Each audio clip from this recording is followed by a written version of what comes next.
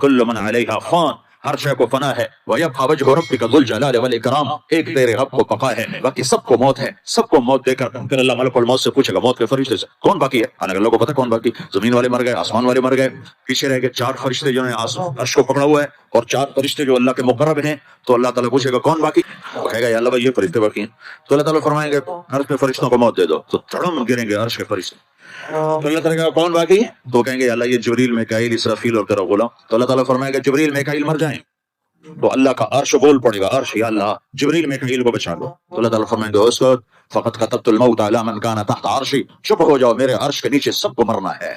یہ کیا دنیا ہے، یہ کیا دنیا ہے، کس کے پیچھے ایمان کے سودے ہو رہے ہیں، کس کے پیچھے جھوٹ بول بول کے مال بیچے جا رہے ہیں، کس کے پیچھے رشتے اور ناتوں کو توڑا جا رہا ہے، کس کے پیچھے بھائی بھائی سے لڑ رہا ہے، یہ کیا ہے، یہ کیا دھوکہ ہے۔ الحمدللہ رب العالمین والصلاة والسلام على سید المرسلین وعلى آلہ واصحابہ اجمعین۔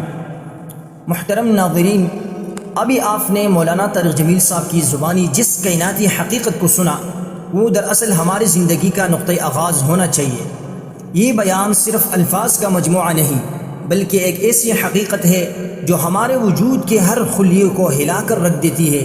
ایک طالب علم دین کی حیثیت سے جب میں اس پر غور کرتا ہوں تو مجھے اس میں حکمت تخلیق کا ایک گہرا پہلو نظر آتا ہے۔ اللہ رب العزت نے ارشاد فرمایا کل من علیہا فان، یہ نقلی دلیل ہے جو قطعی اور حتمی ہے، اور نبی کریم صلی اللہ علیہ وسلم نے فرمایا کن فی الدنیا کأنک غریب۔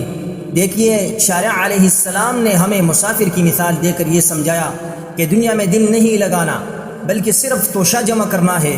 یہ نقلی دلیل ہمیں بتاتی ہے کہ اصل بقا اللہ کی ذات میں ہے، دنیا میں نہیں۔ اب عقلی طور پر غور کریں، آپ آج جس ٹیکنالوجی، جس سسٹم اور اس کے ساتھ ریسرچ پر کام کر رہے ہیں، کیا وہ ہمیشہ رہے گی؟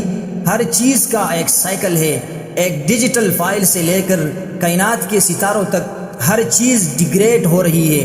اگر آپ ہر چیز کا منطقی انجام یعنی فنا ہے تو یہ عقل کا تقاضا ہے کہ ہم اپنی توانائی ایسی چیز میں لگائیے جو فنا نہ ہو۔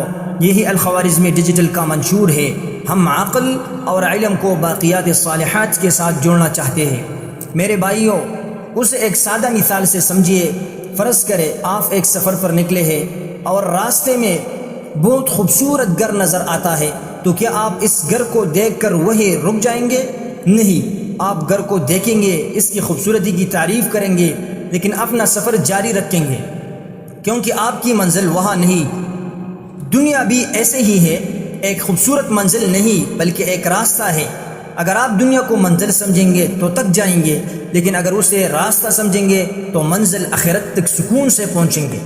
بطور طالب علم میں آپ کو دعوت دیتا ہوں کہ اپنی صلاحیتوں کو، اپنی ریسرچ کو اور اپنے ہنر کو ایسا بنائیے جو اللہ کو پسند آئیے۔